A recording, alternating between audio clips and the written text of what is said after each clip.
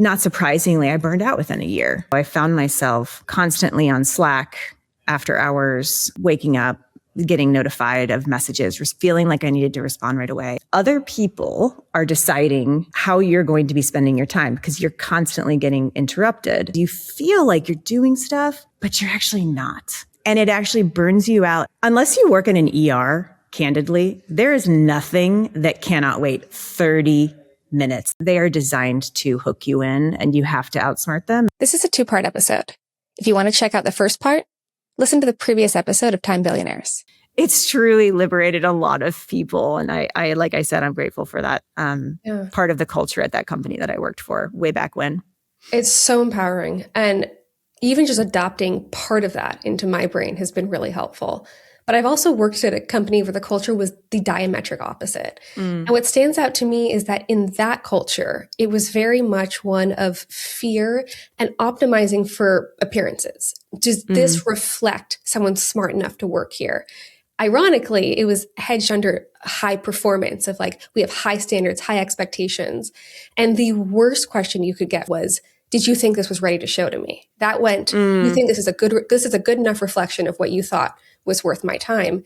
But really it made us focus on optimizing the alignment of every pixel. And I found myself even after I left then clicking through in Google Slides, looking at the position to see if there was a 0.1 difference in how these two box. That's not the point, right? It doesn't matter. And I and all of my hundreds of colleagues invested an inordinate amount of time in appearances when we didn't have this really vulnerability of saying, let's make sure we're at least on the right track, because that keeps us focused on the bigger picture. But when things get petty or small quickly, we start nitpicking the minutia. We've actually lost the focus on the impact. And I don't think a company can grow to the size and success and scale that Envision was with this micro optimization focus.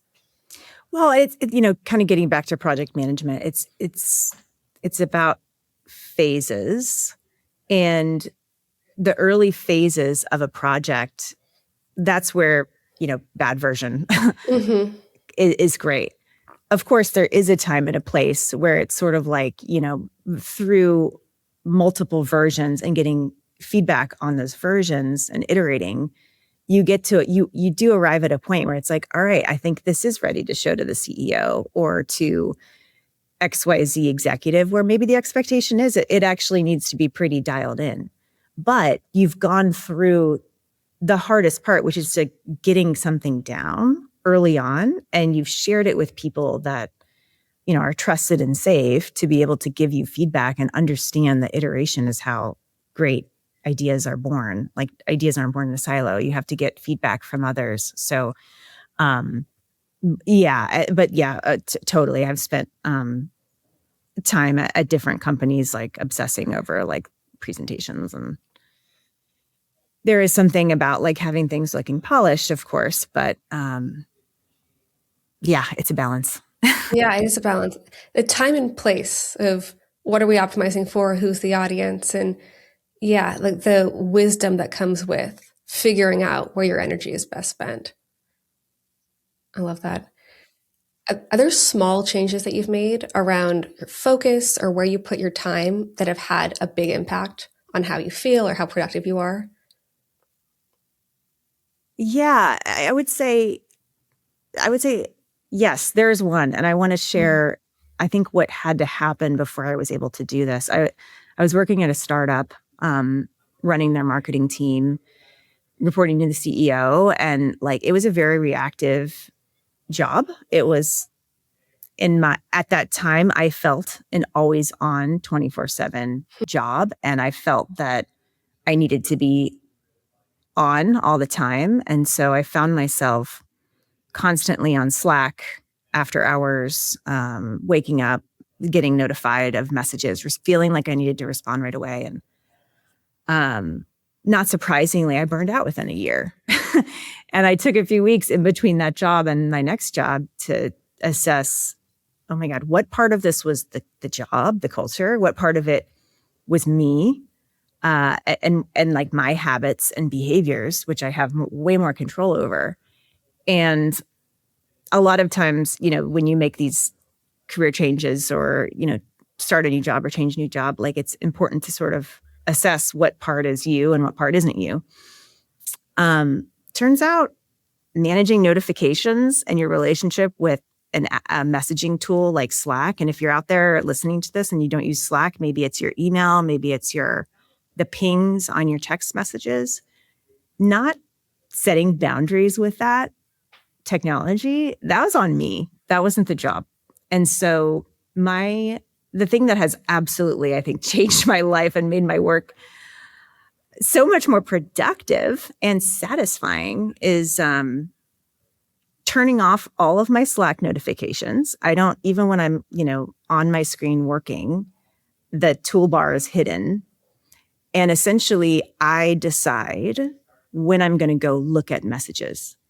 And the reason why that is such a game changer is because when you don't decide when you're going to go in and respond to all these messages, other people are deciding how you're going to be spending your time because you're constantly getting interrupted.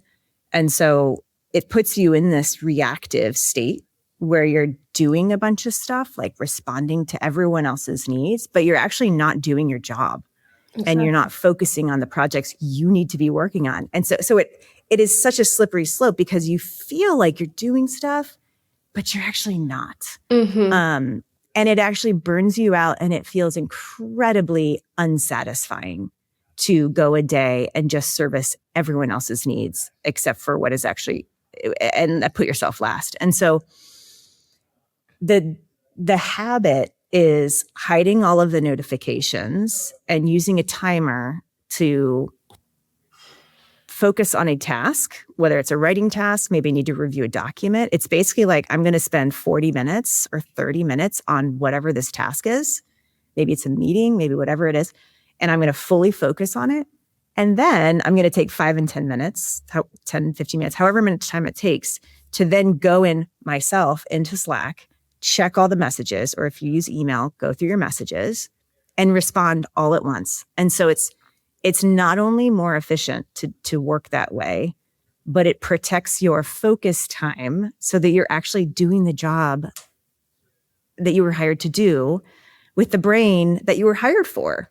Because the reactive brain, not great for creativity. Focused brain, great for creativity. So I really think managing your relationship with notifications is so important. They are designed to hook you in and you have to outsmart them. And so that is something that has fundamentally changed the way that I work. It has made me love my job.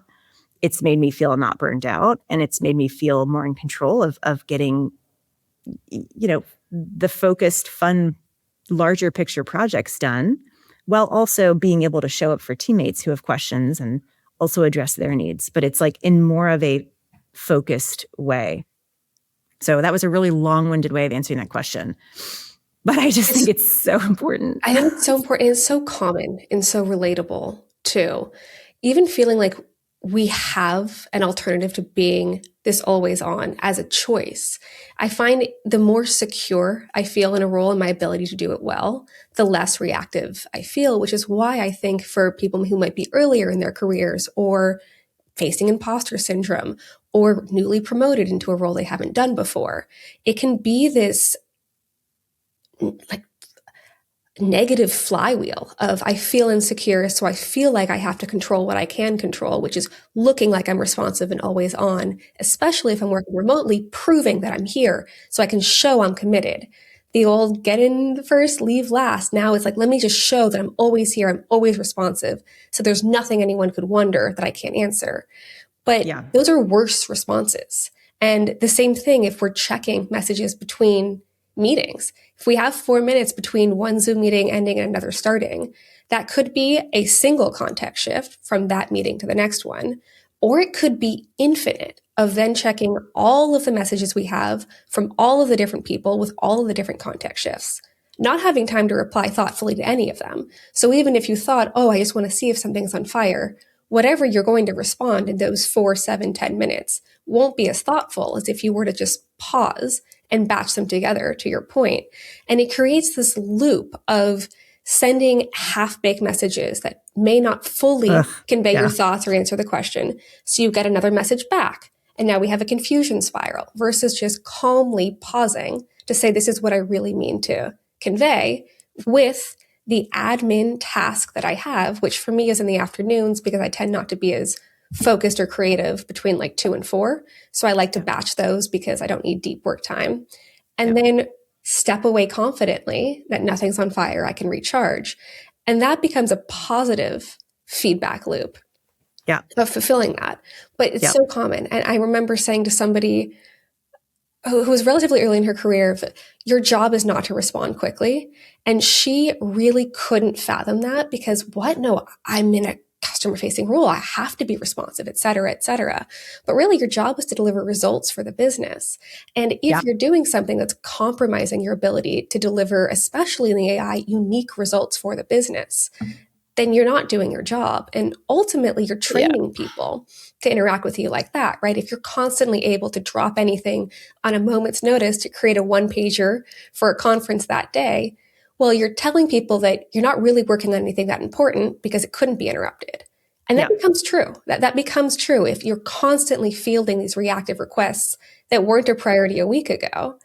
And now you're burnt out from your ability to do things that were a priority a week ago. Well, then it becomes true that you're not actually working on anything that important.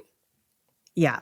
Unless you work in an ER, candidly, there is nothing that cannot wait 30 minutes. Like, I'm not even talking about an hour here, people. I'm saying 30-minute blocks. There's nothing. I mean, again, like I said, if you work in an ER, if it is truly life and death, and I've been watching some ER related shows lately, it's like, you have to literally change tasks all the time and respond to new needs. But like most of us don't. And most customers that you have, even if you're in a customer facing role, if they send you an email and you respond 30 minutes later, 45 minutes later, that's still pretty responsive. And so I think I don't know how along the way we told ourselves that responding within seconds is like realistic and like the goal. Or a goal, right? It's like, goal? No, it's not. And so again, anyone that I see on my team that is responding, to me, it's actually a flag that they might not be carving out enough focus time to do the work, the harder, higher level thinking work that I've hired them to do. And so like, I get it. Like sometimes you need a break from that focus work and you're like, I'm going to spend an hour maybe on Slack going through stuff. And so maybe you are in that mode and you can be super, super responsive. But again, it's about you telling yourself, setting that boundary, saying, okay, I'm going to go into Slack for 20 minutes and then I'm not going to go into Slack. I'm going to spend 30 minutes on this other task. So it's really about just setting boundaries. And and I promise you, if you do this, you will get so much more work done and you will enjoy your life so much more. And people will find you more effective. One of the best accidental phrases that I happened into was, I have confidence in your ability to figure this out. And I use it I love that. all the time. Really, whenever I'm asked a question that I don't think I should have to answer, right? If there's an internal wiki or a Google search or a low consequence to getting it wrong, it's actually training your team, your partner, your friends, your kids, that it's okay if they answer this question differently than you would. And that's fine. And I have confidence in your ability to figure this out, or whatever variation feels in line with your personality. Lets people know you don't have to do everything exactly the way I do it. And I think some of these micro corrections, optimizations, especially in marketing, I realized that I was sort of line editing in my first marketing leadership role. That was basically just my opinion. And when I stopped and I said, let's just test this other version, I actually thought I was doing something. I thought I was like, great, setting this up for my team member to feel empowered. And her version performed better than mine. And I could not believe it. And that was such a visceral feeling of, I've been line editing and eroding her confidence to publish things without me. For what? My opinion? So just letting it be. It's okay if it's not exactly how I would have done this. Or even with my husband in dishes and laundry, I was feeling like it was disproportionately falling on me and getting frustrated. And he was like, there's so many rules. Like, you can't put this spoon in the dishwasher, but this one has to go in the dishwasher, and that sweater doesn't go in the dryer, but that sweater can't go in the, so like, whatever, there are rules. And the consequences of a spoon getting replaced or a sweater getting shrunk were smaller than the consequences of me being sole laundry doer. Whatever. I have confidence in your ability to figure this out. And so if we stay focused, to your point, on what we're actually optimizing for, then that's what matters. And it's not being the fastest to respond, no matter how in control it makes us feel to have that. And I don't know if you noticed that I noticed when I'm on vacation for the first time in my people management career, how many emails were like 4 deep when I came back. Question, follow up, never mind, figured it out. Okay. So yes, they can resolve themselves in 30 minutes in a Slack thread with other people. Things can actually resolve themselves. And it's like, oh, look at that. You didn't even have to jump in. Right. And you didn't need to signal, oh, hey, I'm working through a problem. So manager, you think I'm productive. You could have just figured it out without sending me an email at all. And I don't need to question the method of getting the results. Yeah. Yeah. Yeah. Oh, yeah. So let's say someone just has 2 minutes today between some of their meetings and they're feeling overwhelmed or burnt out or frustrated. What's something you recommend people do with just a couple of minutes? 2 minutes, burned out or frustrated. Well, I would say you would probably need to, instead of do something, maybe undo something. And this is something that a friend shared with me somewhat recently that I actually have to hold in my mind's eye quite a bit as a kind of fellow achiever-oriented, addicted to doing personality. It's taking a minute or two to undo or to recover. And what that looks like for you depends on what you're recovering from. So you said, somebody's stressed out and overwhelmed, maybe in between meetings.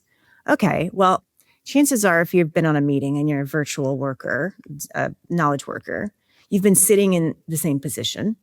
If you're overwhelmed, chances are you've been not only sitting in the same position, but you're probably holding tension somewhere. Mm-hmm. So undoing that for 1 minute might look like laying on the floor and just breathing. And I can hear some of your audience like eye rolling. Oh, great. Don't make me meditate. I know it's like apparently the thing, people. But if you can't do that, then okay, well, I've been sitting. I'm tense.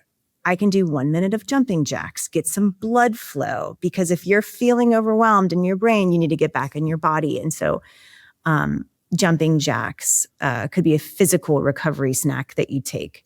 Laying down on the floor could be one. Your 2 minute recovery snack could be a creative recovery. Maybe you were on a really analytical call and you're overwhelmed with like the reporting you have to do on something, go do 2 minutes of a puzzle or like draw something for 2 minutes, and bad version, draw something. Don't judge yourself while you're doing it. Take a creative recovery snack. If you are, feeling overwhelmed, take an emotional or social 1 minute recovery snack. Go pet your dog. Your dog is always happy to be interrupted. Mm-hmm. Your partner might not want a hug in the middle of the day while they're on their Zoom meeting, but your dog would love to be pet. Like, think of 1 minute's worth of something you can do to undo the physical or mental state of mind you were just in. And the undoing for high achievers, is so hard because for some reason, once again, we've sort of framed recovery as like unproductive, but you actually have to recover to be productive. Your brain and your body need recovery moments to show up 12 out of 10 on the next call. So reframe your mind around the 1 minute recovery snack and decide like what you need to do. Creative recovery, physical recovery, breathing recovery, and, do it. Yeah, I love these. I find that sometimes when we do have just 2 minutes, it can be hard to decide what to do and do it, because by the time we've decided, the 2 minutes the 2 minutes is gone. Yeah. So pick something, pick one thing, and have it in your pocket ready to go. Or every Friday, I like to do what went well, what didn't, what do I want more of next week? And if what I want more of is creativity, then I just have 3 little exercises I keep on a a literal notepad, a white Amazon Basics notepad, and drawing overlapping triangles for when I want more creativity. As basic as that sounds, just straight up isosceles triangles over and over and over for 60 seconds, and they overlap in different corners. And I just think it looks interesting, and it takes no effort whatsoever, but it is that snack of recovery. And if you've decided this week you want more creativity, whatever it is, to your point, you can just have a couple of those, 1 or 3, that you'll say, all right, every time I have a break now between meetings, I'll just do this. And it doesn't have to take any effort to prep or prepare. And if you're listening out there and you're like, oh, come on, just tell me what to do. I'll tell you. Lay down on the floor and close your eyes. Set a timer for 1 minute. Don't even worry about breathing. Just lay on the ground and close your eyes for 1 minute. So if you need to be told like the one thing to do, I would say do that. Beautiful. And then once you get used to doing that, get your list of like 4 other options. Yeah, but if you just need to be like, tell me what it is, just, I think in most situations, that's going to help you get back to feeling grounded and back in your body again if you're feeling overwhelmed. No, I know you're right. And it makes a minute feel longer. I'm like, really? This is still a minute? I've been here for a while. I thought, no, that was 22 seconds. Okay, good to know. Yeah, it's why we end most yoga practices with shavasana, is just corpse pose, laying on the ground, right? It's to recognize the power of a transition, that the death of a practice holds the opportunity to transition. And that's exactly what you're doing. You're recognizing the transition between the meeting that just died and the one that's about to start. Yes, exactly. And there's power in it. Oh, that's great. You can do anything for 1 minute. Yep. 1 minute. We're not asking too much here. And I'm telling this to myself too, because I have to, it's hard for me.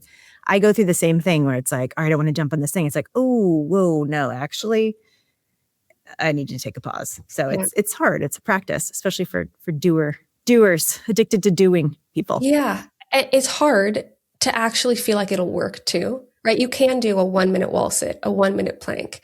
Or I was sick this past week and my doctor was like, lots of fluids. I'm like, that sounds so simple. It's so stupid. Okay, I do feel much better when I actually drink fluids. So the fact that something simple and not more can be the solution is hard for us to learn. Totally. There's something freeing in that, actually, if you lean into it. But yeah, totally agree. Freeing in what? Freeing in that you just, like, sometimes the simplest solution is the best solution. It doesn't have to be this whole orchestrated thing. Like, oh God, I actually don't have to manage this minute with 4 things. I can actually just lay down on the ground and just trust that that's going to be fine. I think there's something really freeing in that. I totally agree. Yeah. And to your point, you could do that in your office or outside. And now you've gotten nature and relaxation in just a minute. Yep. Exactly. Yeah. So that's great. So anything I didn't ask that you wanted to share? Gosh, I guess I would just sort of maybe end by saying that it's really hard, like I said, to